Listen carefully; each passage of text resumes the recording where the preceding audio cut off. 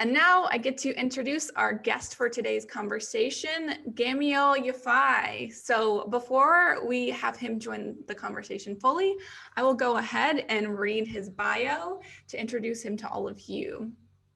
So Gamiel is an engaging, passionate, seasoned diversity and inclusion expert. He was the proud recipient of the Global Diversity Leadership Award presented by the Global HRD Congress 2017 and the author of Demystifying Diversity and Yemen Proud. Gamiel's first foray into the world of diversity was in 2000 when he was in publishing and collaborated with the then Commission for Racial Equality to promote the amendments to the Race Relations Act, which required public bodies to take action on racial equality. Now, almost 2 decades later, Gamiel has built a successful diversity and inclusion practice working with companies that include Rolls-Royce, Siemens, Historic Royal Palaces, the Civil Service, News UK, Barclays Business, the Welsh Assembly, local authorities, the NHS, schools, colleges, universities, and much, much more. Gamiel works with employers to create D&I strategies and has designed and implemented change leadership, positive action initiatives to attract new talent from diverse backgrounds and to support existing talent to reach their potential through leading themselves and modeling for others. Having worked on some of the largest inclusion projects in the UK, Gamiel has been called an expert in the area of inclusion and diversity and is invited to many conferences as a keynote speaker. Gamiel also designs and facilitates the club members workshop for D&I leaders, which has a network of over 100 diversity and inclusion professionals. Gamiel spent 15 years in business magazine publishing, where he revitalized failing magazines. This is where he developed an interest in diversity as a means to attracting new audiences and giving fresh content to readers. Gamiel was searched out by Havas to head up their diversity and inclusion practice before moving to Barker's, now Penna, where he accumulated a wealth of knowledge and experience in the areas of diversity and inclusive leadership. Gamiel is also an ambassador for the global poverty charity, the Hunger Project, and trustee for the Parks Trust, the MK Homelessness Partnership, and Women Leaders UK. And so with that, I'd love to introduce our guest, Gamiel. Hello. So to get us started, I'd love for you to introduce yourself in your own way. What did we not hear in your bio? A very lengthy and impressive bio, that is. And so, yeah, let us know. Say hello to this audience. Hello. And firstly, Natasha, thank you very much for inviting me to join you on these intentional conversations. It is genuinely an honor and privilege to be here. And I mean privilege because, you know, I am very privileged. There isn't much else I can add. In fact, I didn't think you would read it all. I thought you'd just pick out snippets. But something that people don't know about me is at the age of 11, I got into trouble quite a lot, and my dad sent me to the Yemen, and it was supposed to be a 6-week holiday. At least that's what he told my mother. And 2.5 years later, I came back from the Yemen. Sadly, I missed loads of education. I was, let's see, almost 15 when I came back. And I ended up going to night school for 5 years to catch up on my education. So yeah, there's loads more to that story, but I think that's something that very few people know.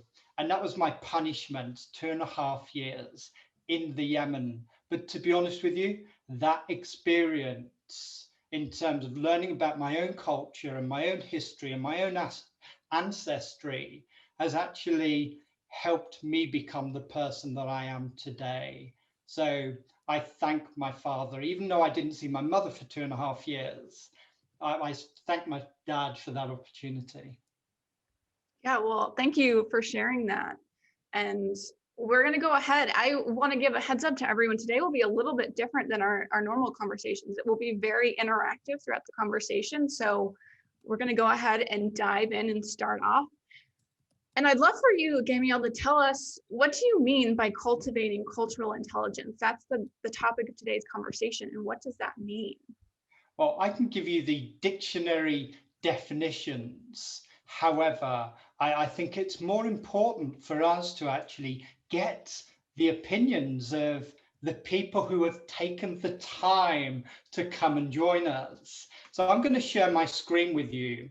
And what I'd like to do is, hopefully, if I can get involved, bear with me a second. I love terminology. I love technology. I just wish I could use it better. This is not what you're supposed to. Oh, sorry, bear with me. No worries. That needs to go. Right. No worries. Sharing is stopped. Let me try again. So this time it should bring it up. So two things that always baffle me. One is technology, and the other. Oh no, it disappeared. And the other one is getting myself off of mute. Well, you're unmuted, which is great. So we have that one down. We were able to get these slides to work in our literally minutes ago. So I know, I have faith in you. Oh, I have faith in myself. It's just the technology that sorry. And while we wait for the slides, I just want to thank everyone again for joining today's conversation. It's so lovely to be back on Zoom and be able to see your faces, everyone. Right. So lovely. Definitely there. And yes, sorry, I'm just talking to myself. It's another habit that I have when I feel slightly. There we go. We see it. There we go. Right. Let's get Zoom up.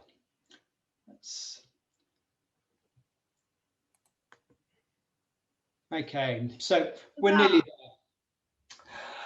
Today we are going to do things slightly differently. And for me, whenever I work with any group of people, I find that the solutions to every challenge is always in the room. And the challenge really that we have in getting those solutions out of people is about how we engage with those people, how we interact with those people. How will we know each individual? Do we know them well enough? Are we communicating in a way that they really understand? But also, are we being authentic in the way that we are doing things? For me, cultivating cultural intelligence is all of that. It's about understanding how to work with people who are different from yourselves. And really, the difference between cultural awareness and cultural intelligence is the proactivity, the intentionality behind, moving from just being aware to starting to understand. And one of the ways we do that in the simplest possible way is by talking to people. My favorite question to ask anybody is, tell me about yourself. And I do that with virtually every conversation I have with people that I meet afresh. So today we're going to be using Mentimeter. I hope that you've all got your phones handy. Mentimeter is a really, really simple tool to use. All you have to do is type in to your browser on your phone, menti.com, and it will ask you for a code.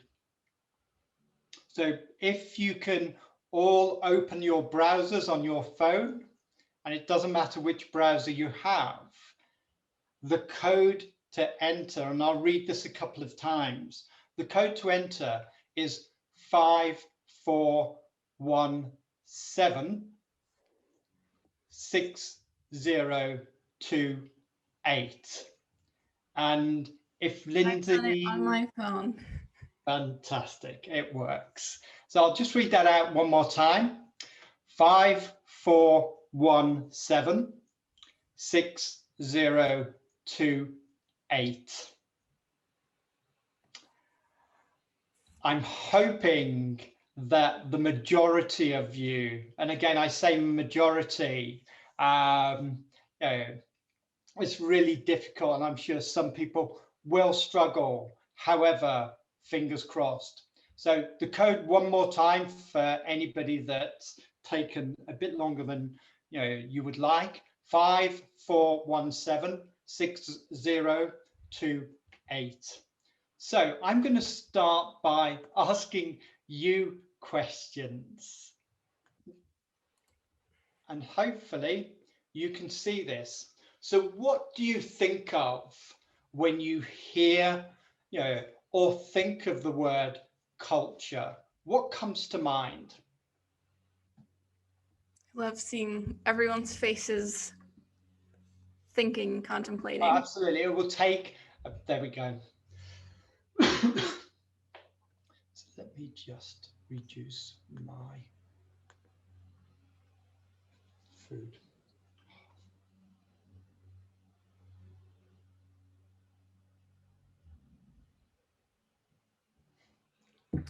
So I'm going to read out some of the things that we're seeing. Culture is background, it's food, it's heritage, it's music, family, belonging, lifestyle. Let's see. Different. Language, connection.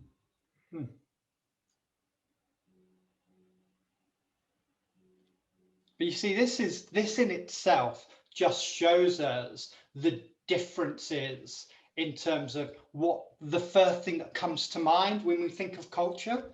And we've done lots of research with recently with the arts and culture and heritage sectors, looking at museums and galleries and music venues and all those different types of cultural organizations. So the research that we were commissioned to do was to look at the gap between the you could say the cultural understanding of different communities within the UK compared to where the sector felt it was in terms of engaging with those communities. And as you can imagine, the sector, and I hope there isn't anybody from the sector here, but the sector is seen as elitist. The sector believe that their idea of culture and where organizations see them is quite high. Whereas when you start to talk to communities, they see it as really, really low down. They see the sector as being elitist. They see the sector as being, well, to a degree, arrogant in terms of the different shows and the different sort of exhibits, the historical element of where they're at and what they do is sort of, is driven by the different heritage of the countries that they're in. But there are huge, huge differences. So the term culture means something different to everybody. So if we move on to the next, I've got a few questions for you. So our next question is, have you ever been uncomfortable in a new cultural setting? And if it's a yes, why? It's a question I get asked sort of, not necessarily in this way, but I get asked about my values and how my values conflict with some of the work that I do and some of the conversations that I do and some of the, say, for example, if I'm working with religious establishments, the ideology of a church or a Catholic church or a mosque or a synagogue or a gurdwara or temple are all different. For me, I believe in meeting organizations where they're at, because unless you meet them where they're at, you will not be able to start the conversation. Yeah, And absolutely. the reason I say that is, because this is about intentional conversations, sometimes our expectations are very, very high, and we need to remove ourselves from situations or remove some of our thinking or beliefs, and to start to see things from different people's perspectives. So if we just look at some of the responses. Yeah, Now, I'd love to highlight some of them. So I'm seeing the fear of unknown, don't want to offend, or fear of insulting, a lack of understanding, another careful not to offend. So it looks like that across the board is popping up in different ways. Uninformed beliefs, afraid of doing wrong. Again, that idea of maybe offending someone, perception, not belonging, language barrier. That's certainly one that for me, I haven't had to face too much because I haven't been out of the States yet. I say yet, but certainly not being able to understand someone's language. And so everyone who's participating today, Gamiel and I are actually going to work on an article afterwards based on some of the responses that we hear. And so you'll all be a part of that article that will come after this conversation. And also, Natasha, can we share the raw data for people to collect? Yeah. Yeah, good. I mean, I will share the raw data with you, and if you could forward it on. Okay, final question in this section. So, do you feel that you can bring your whole self to work? And this is a topic that has been, rising and rising and rising ever since the sad death of George Floyd and Black Lives Matter. The fact that people are hiding, disguising, cloaking, parts of their identity, and that part of their identity is part of their culture, because they feel that by revealing more about themselves, it will disadvantage them within the workplace. And I'm just keen to understand whether it's just a UK challenge or whether it's a global challenge. And I'm curious, when we talk about culture, how's culture experienced in the workplace? I know we're seeing these responses, and it will be different depending on where you are, but if you could talk to that a little bit. I love that question.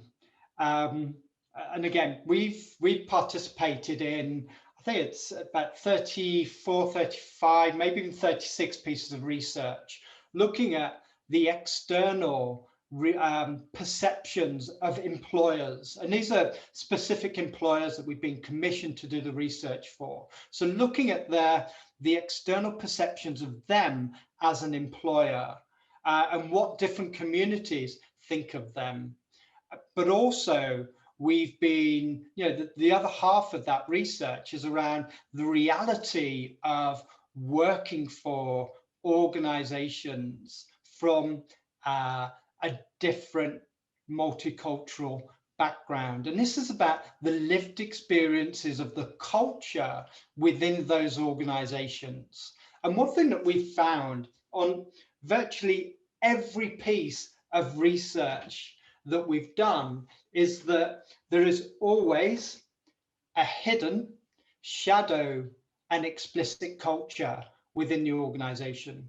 The explicit culture is that culture that is experienced by the homogenous group, that main group within the organization. That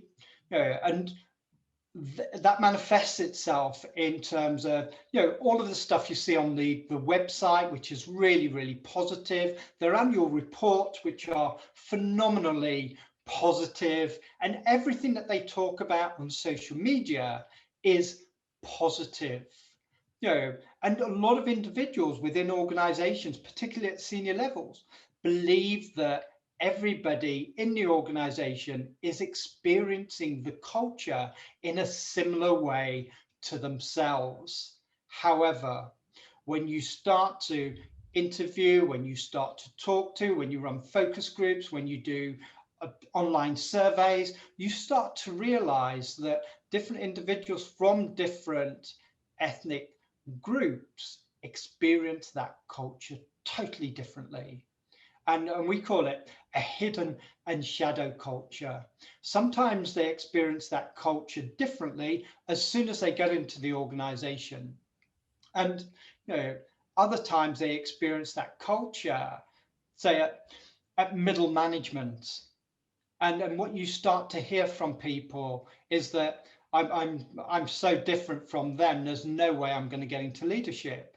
And part of that self-limiting beliefs, part of it's the the culture, part of it's the culture that's exhibited, and the behaviors that are exhibited at that senior level.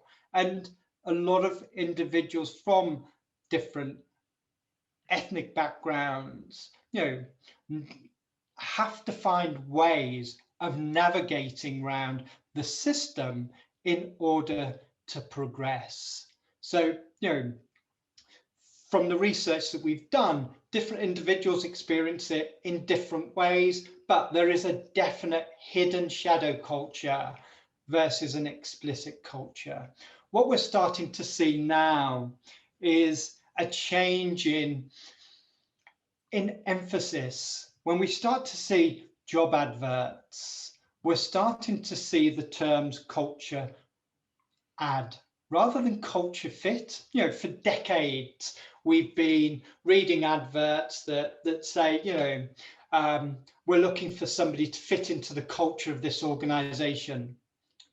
I'm sure you're all aware that what happens then is that you start to get clones of individuals who are already there because they've probably been to the same colleges, they've probably been taught by the same people, they have the same networks of people.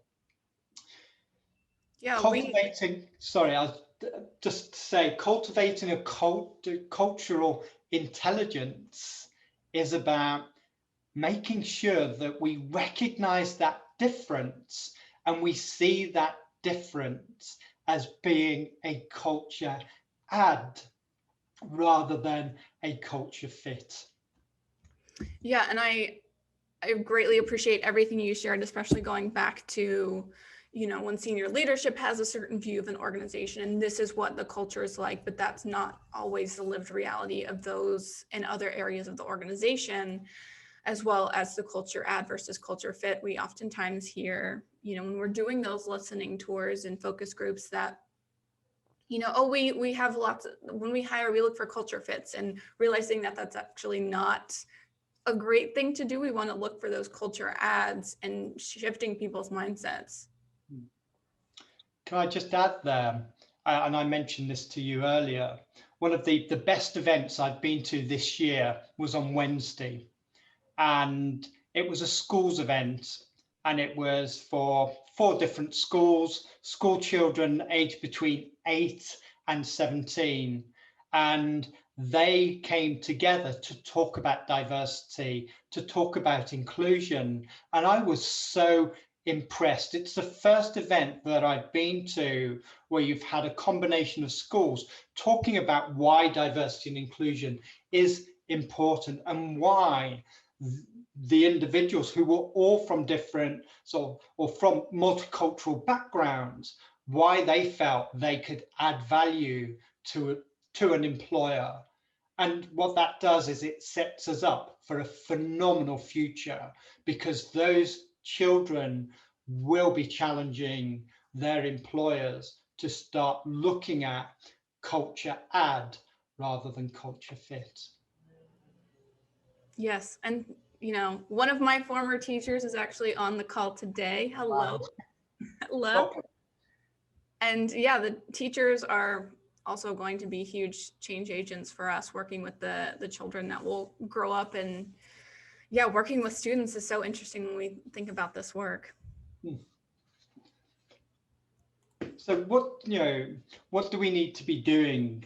In fact, let me just move on because I've got another question for you. And this is for the audience. And again, I really appreciate that there are lots of different people with different levels of understanding of diversity and inclusion and cultural awareness. So this question is to all of you. Why do you think it's important to drive cultural intelligence within your organization? And this isn't about driving cultural awareness. It's about making sure that we do something once we have that awareness.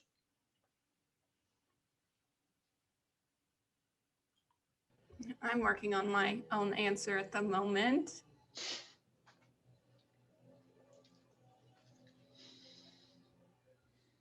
I love how they come up in like rainbow squares. Yeah.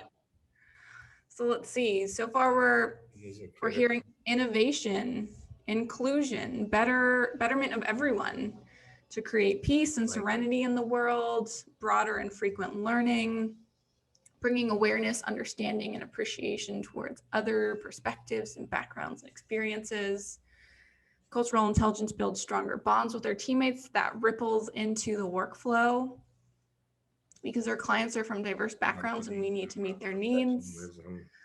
Certainly lots of different things coming through. Oh, that is excellent. And again, everybody has a different idea and a different opinion and a different perspective.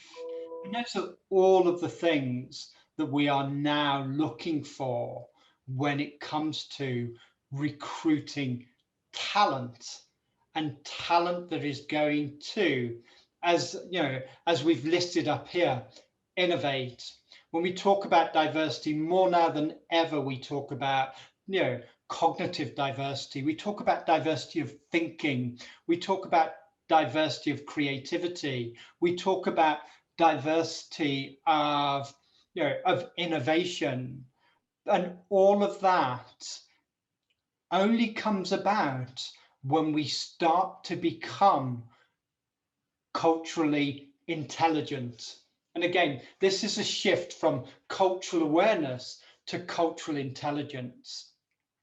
We know that for any organization to maximize on the diversity within its organization, it needs to get that diversity involved in decision making. And that is something that a lot of organizations don't do. Particularly in the UK, if I was to ask any organization where the level of diversity in terms of multicultural diversity or racial diversity, where does that sit in their organization? Nearly every organization will tell you that that sits at the lowest levels of the organization. So what happens then? Because if most of that sits at the lowest levels of the organization, where are decisions made?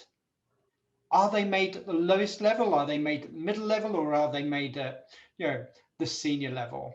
Yes, some ideas may come from the lowest level, be cultivated by the middle level and approved by the top level. But unless you're in that middle or senior level, you are not maximizing on your cultural, your diversity of creativity, thinking, and innovation.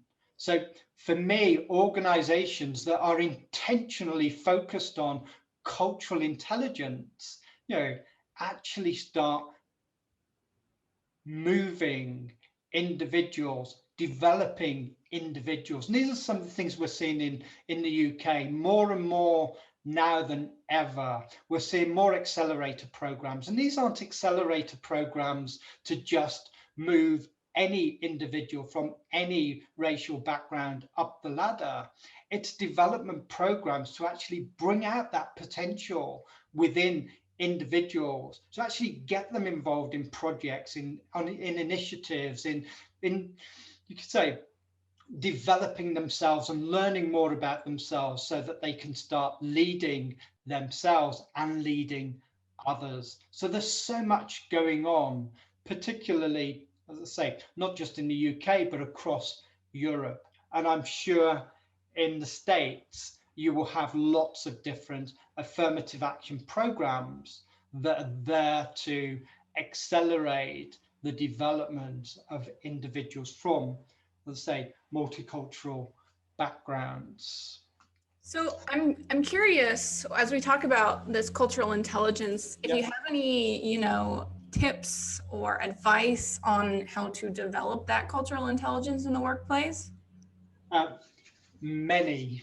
Um, you know, one of the things that we've been doing with employers is developing, and I don't know if it's come over to you or whether it came over from you to us, but actually looking at what's called inclusive ecosystems.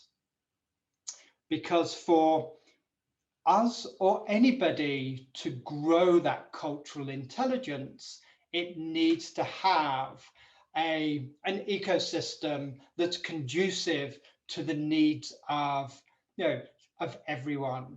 And when I talk about inclusive ecosystems, what I'm really talking about is, one, creating psychological safety.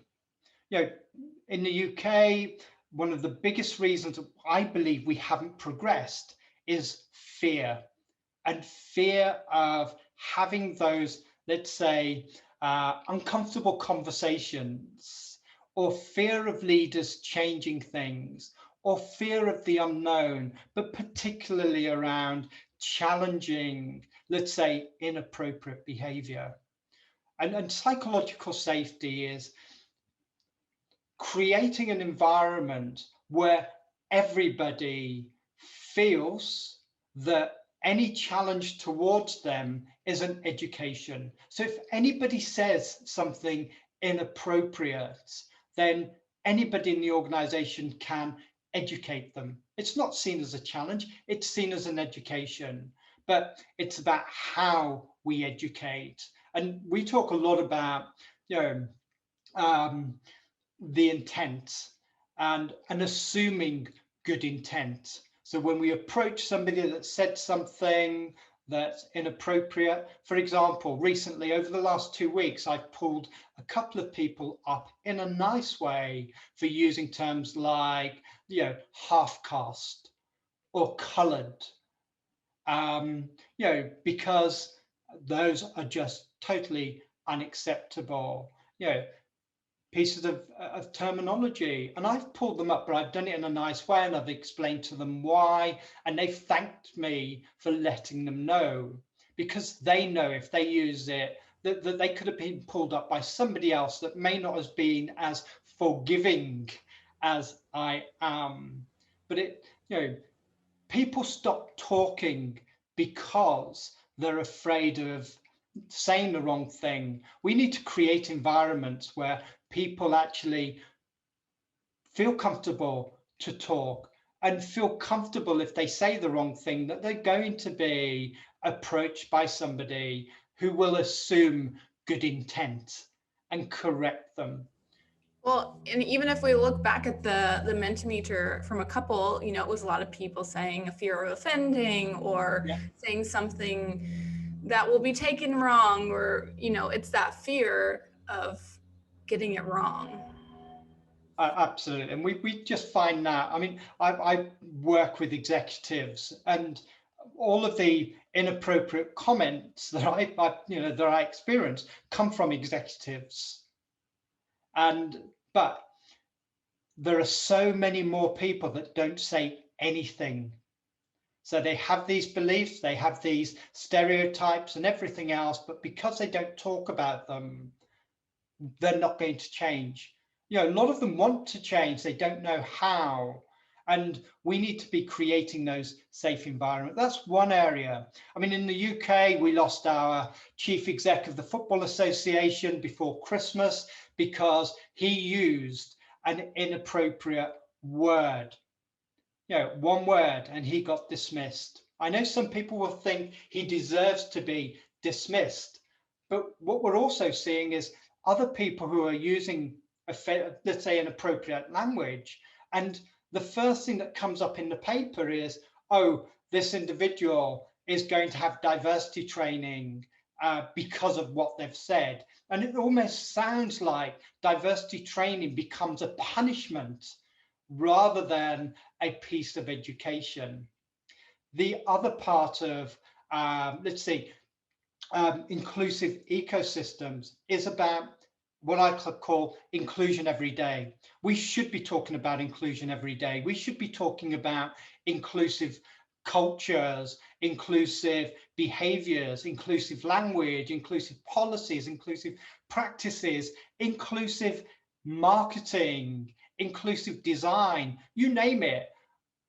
We need to be talking about it, because if we want to instill and create that habitual conversation, then we've got to drive it. But also we need a network throughout our organization so that those conversations are happening daily. And what we've started to see now is that if you think of the top of an organization, you will have sponsors. We're encouraging more sponsors, whether they're sponsors for diversity and inclusion across the board, or whether they're sponsors for different elements or strands or dimensions of diversity. It doesn't matter, as long as they're prepared to sponsor. And also they become mentees for mentors from different backgrounds. So that's the top layer of sponsors. Then you have your champions, and diversity and inclusion champions can be throughout organizations, but normally they attach themselves to different departments. So you'll have each department that has a diversity and inclusion champion. And then you'll have your employee resource groups, and your employee resource groups will focus on particular strands or particular dimensions of diversity. And then you have allies, and allies can work across the whole of diversity, across any different strands, but they can be at any different level of the organization. And what we're finding now is there is so much interest within organizations to be an ally.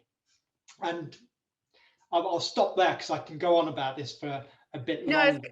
I was going to say, I love how excited you get about it. It's very clear you have so much energy. And thinking about that frame, I hadn't actually thought about it, that, when something inappropriate was said or done, that the person's met with, oh, this person said or did this, therefore they need diversity training. And it creates this perception that the work of DEI is to be a punishment and to be a slap on people's wrists when they do something wrong, which makes the work even more of an uphill battle.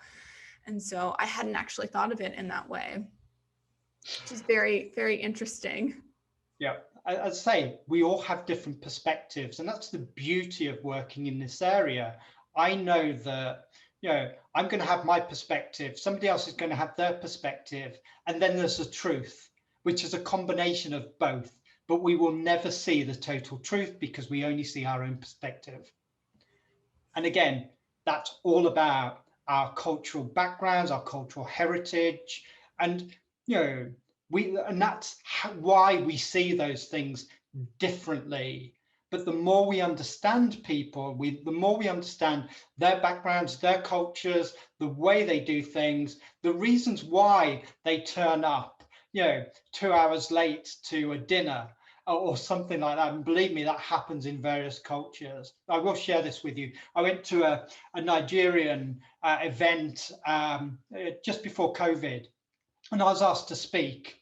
And the event started at 5:30. I got there at 5:30. When I got there were 4 people. By 6:30, there were 10 people. By 7:30, there were, let's say, 30 people. By 10:30, there were 50 people. By 11, there were 100 people. Do you get it? But that's the culture, and what those individuals do. They come and go, and and it's just the way it is. But we need to understand those cultures, and we need to be able not to fit into that culture, but to add our different perspectives. So another question for you: how culturally competent are you? Ooh, this is a good question. And I do know in a few moments, we'll move over to Q&A so that we can, ask the audience to unmute and share any questions you may have for Gamiel. So have those in mind. We will get to those shortly, but I'm going to go ahead and answer this question myself.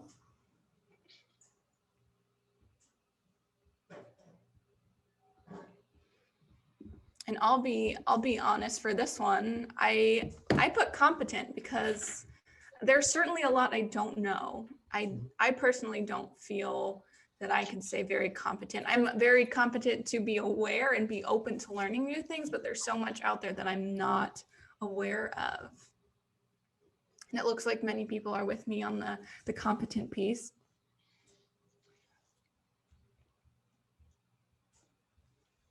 The reason I'm smiling is that a number of years ago, I used to think I was culturally competent. And then I was put into a situation with a group of Bangladeshi youth, and I felt so incompetent. And it's only when you're put into these uncomfortable positions that you start to realize that we may not be as competent as we think we are. But no, listen, thank you for sharing those.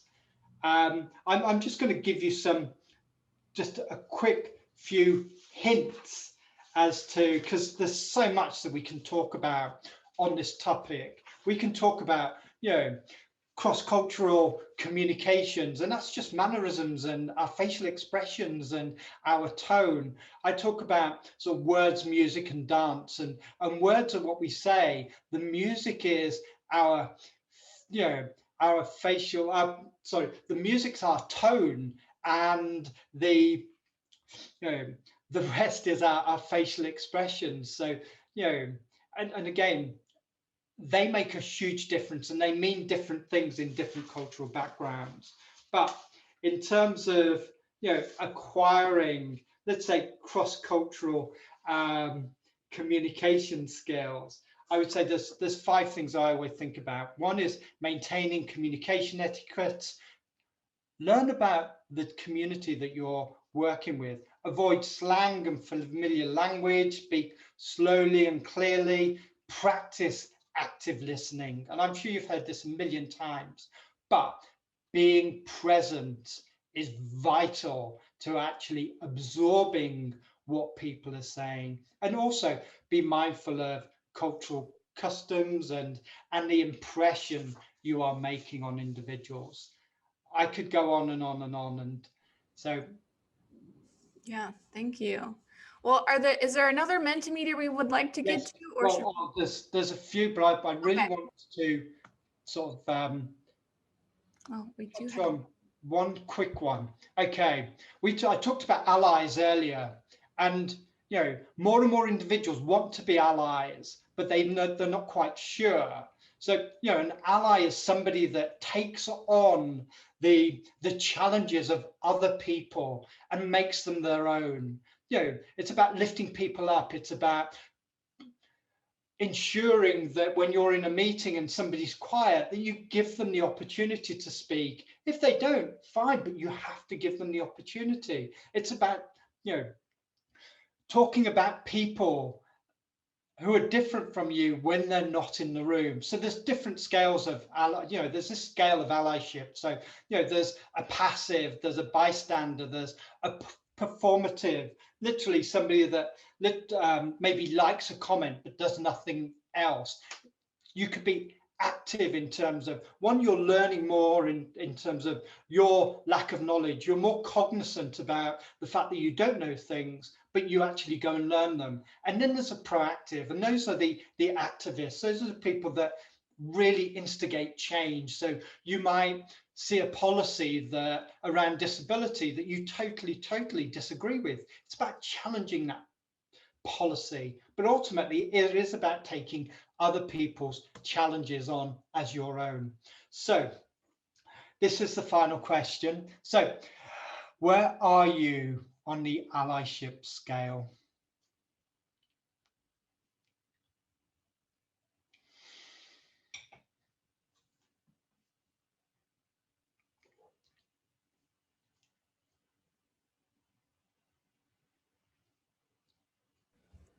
So far, everybody's on the latter end of active and committed. Which is really interesting, because if I can compare that to the UK, and I've run this little exercise with so many people, most people within the UK are actually at, let's say, 2 and 3. Some people will be, and I say 2 and 3 if we move across, so 1 being passive, 2 being bystander, 3 being carry out actions, 4 being active, and 5 being proactive. Most people are between 2 and 3 that normally, I'd say, that answer this in the UK. So again, this, and I'm assuming that the majority of audience here is US based. So it's just really interesting to see the difference culturally across, you could say, different continents. Yeah, that's very interesting to hear. And I do know most of the people in attendance today are in the States, but I do know we have a couple in the UK as well. Yeah, they're probably my family. In fact, I'm sure they are my family.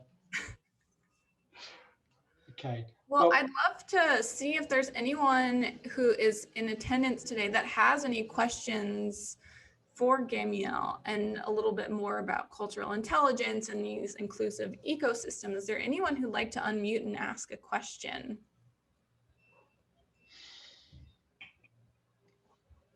Can I also just add at this stage, this is just a tiny overview. There is so much that, that we need to learn, and we need to grow. And this is about growth. It's about leading ourselves and making sure that we are the best that we can be as individuals, because when we become the best that we can be, we have an impact, not just in our own workplace, but within our own, communities. But also, when we have an impact on our own communities, that means that we're having an impact on our nations, and ultimately we will have an impact globally. So every small step that you take will have an impact on, the future of our children. Natasha, I keep thinking of like the crisis in the Middle East, where 2 ancient cultures are just, at war, and how this is happening in other parts of the world as well.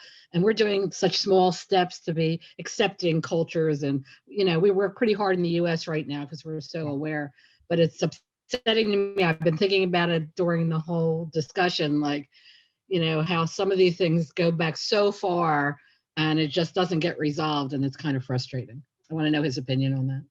Well, I mean, coming from a place called the Yemen, I'm not quite sure if many of you know where the Yemen is, but the Yemen's the poorest Arab country. It's the country that's likely to run out of water between, the first country to run out of water.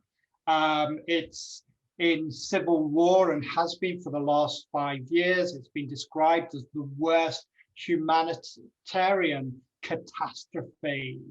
And I grew up in the UK, spent time in the Yemen, and what I do know is that sadly there is an ingrained hatred that actually happens when kids are born, more or less, in terms of the differences between Muslims and Jews. And that needs to change. It needs to change from a very, very early age, and that's an education, and that's something that we really need to drive in order for us to see any change. Because, as you say, this has been going on for centuries, tens of centuries. It's not just something that's happened, and it stems so far back to even beyond the days of Moses. Thank you. Yeah, and I know, Joel, you also raised your hand. Yeah. Gamiel, what do you have to say about systemic change versus working on ourselves and interpersonal relationship change? I know you've got some thoughts on the subject. Yeah, well, systemic change, we have to drive systemic change. It's not just going to happen. You will have so many well-intentioned leaders within corporations across the world that say that, yeah, they want to change and they want systemic, they want structural changes, but the actions aren't there. And also, they're not getting the people who that change impacts on involved in the change. And if you don't do that, then that change will never be what's needed. Yeah, I think you've probably heard the story of spacesuits, NASA and spacesuits being made for men. And when they tried to get the first woman into space, she struggled with her spacesuit. That's because those spacesuits, the people involved in the development of those spacesuits were male. We need more people, we need more allies, we need more champions, more role models, more mentors from our own communities to be involved in that, systemic and, change. And until that happens, then we're not going to be moving at the pace that we can be. Yes, we're moving forward at a slightly faster pace. We need to be moving so much faster than we are now. And I know we don't have a whole lot of time left. We did get a couple of questions in the chat. I wanted to try and go back to. We had one question from Rebecca asking, what's the best way to move from being active to committed on the allyship scale? And where's the first place to start? The first place to start is, and thank you for the question, Rebecca. The first place to start is try and find out more about yourself. Find out more about your own culture, learn more about you, and then start to educate yourself. Even if it's simple things like, Harvard have the implicit bias test, where you can identify where your biases are. Are you biased against somebody who is larger than somebody else, or are you biased against somebody from a different ethnic background to yourself, or are your biases around age, disability, sexual orientation? Start finding out more about you. Be more cognizant of your knowledge, identify and sort of develop your blind spots and your biases. And you can do that so much easier now with the access to information that's available. I've never ever seen so many resources around race than I have done over the last 12 months. And I mean literally thousands, from TED Talks to books, to videos, to you name it, it exists. So there's so much more out there. We do not have an excuse for not educating ourselves anymore. But thank you, Rebecca. Yeah, and I will take that moment. I noticed one of the words that you shared used was blind spots, and throughout our disability initiative that we're working on at NWC, I know that I am one to use the word blind spots, and we have been working to change that to be knowledge gaps specifically within our disability justice initiative. So I just wanted to use that opportunity. And then another question that we had that I'd love to get your answer to, Gamiel, is Gemma asked, how can I learn more about being culturally competent? She's interested in transitioning to diversity, equity, inclusion, and belonging work. Well, you've taken one of the first steps, so congratulations. And once again, my answer is simple. Start talking to people who are different from you. Start engaging with people. How many times have you been into a mosque, a gurdwara, a temple, a black church? What's stopping you? And and this is really, really important. That's where we start to realize where our discomfort is. And I encourage so many people to go to a black church on a Sunday, or go to a mosque on a Friday, and just make yourself present and start talking to people. Even a gurdwara on a Sunday morning. The gurdwaras actually give you food, and it's brilliant. People come up and talk to you. I guarantee you, when you walk through the door, you will feel uncomfortable. By the time you leave, you will feel so much better. So the simple solution is move into those uncomfortable areas, start talking to people, but make sure there are people who are different to you. Yeah, different than you. It's a great spot to end. I know we are at the top of the hour now. I want to ask, is there any last bit of information you want to share with this audience? Any last parting words before we end today? Yeah, the thing is, I'm convinced that you've taken the time to be here today. And an hour is quite a lot of time in people's schedules. So firstly, I want to thank you for taking that hour. What I also want you to start think about is your role as change agents. And it doesn't matter how big or how little amount of work you do, but you have the potential to be change agents. And change agents will challenge policy. They will challenge situations.